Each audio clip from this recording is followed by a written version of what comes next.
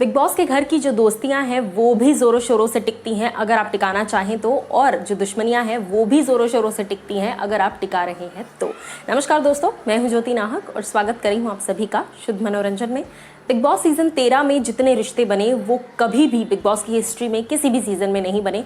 सिद्धार्थ, शहनाज, आसिम, हिमांशी, विशाल, मधुरिमा, पारस, माहिरा, शिफाली जरीवाला और जितने नाम लो, इनफैक्ट आरती, सो कुल मिलाकर इतने रिश्ते बने हैं बिग बॉस सीजन 13 में जो अब तक लोगों को याद हैं। और सीजन 14 भी चला गया लेकिन फिर भी 13 का जो क्रेज है वो खत्म नहीं हुआ है। ये पहली बार हुआ है बिग बॉस की हिस्ट्री में।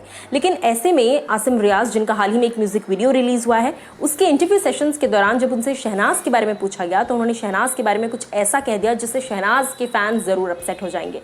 मैं आपको बता दूं कि इंटरव्यूअर ने जब सवाल पूछा कि शहनाज का नाम लेते ही आपके जहन में क्या आता है सबसे पहले, अब इससे पहले कि मैं आपको जवाब बताऊं, मैं आपको बता दूं कि शहनाज और आसिम की घर के अंदर दोस्ती काफ़ी अच्छी थी।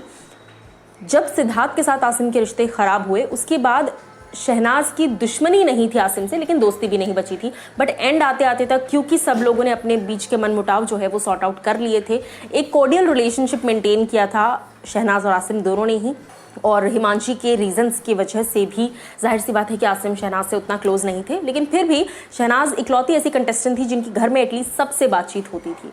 अब जब हाल ही में इतना वक्त हो चुका है, आसिम से ये सवाल पूछा गया कि शहनाज का नाम लेती है आपके जहन में सबसे पहले क्या आता है, उस पर आसिम रियाज कहते हैं कि मैं बिग बॉस सीजन 13 के किसी भी कंटेस्टेंट को ना याद करता हूँ, ना ही उनके बारे में मैं बात करना ज़रूरी समझता हूँ, ना ही मैं उनके बारे में कोई भी आपको जवाब दूंगा।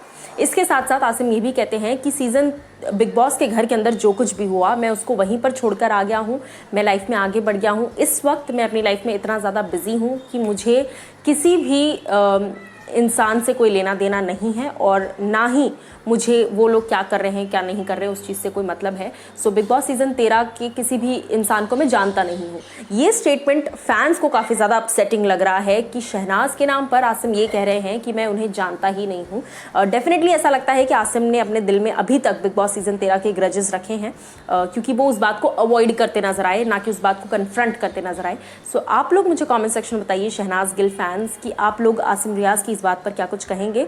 और जहाँ तक बात है म्यूजिक वीडियोज़ की, आसिम हाल ही में एक और म्यूजिक बैनर की म्यूजिक वीडियो में वो नजर आए हैं और उसी के साथ साथ वो गाना इस वक्त काफ़ी ज़्यादा पसंद किया जा रहा है। आसिम फैंस को वो गाना काफ़ी पसंद आ रहा है। शिवालिका ओबरॉय के साथ नजर आए हैं इस गाने में।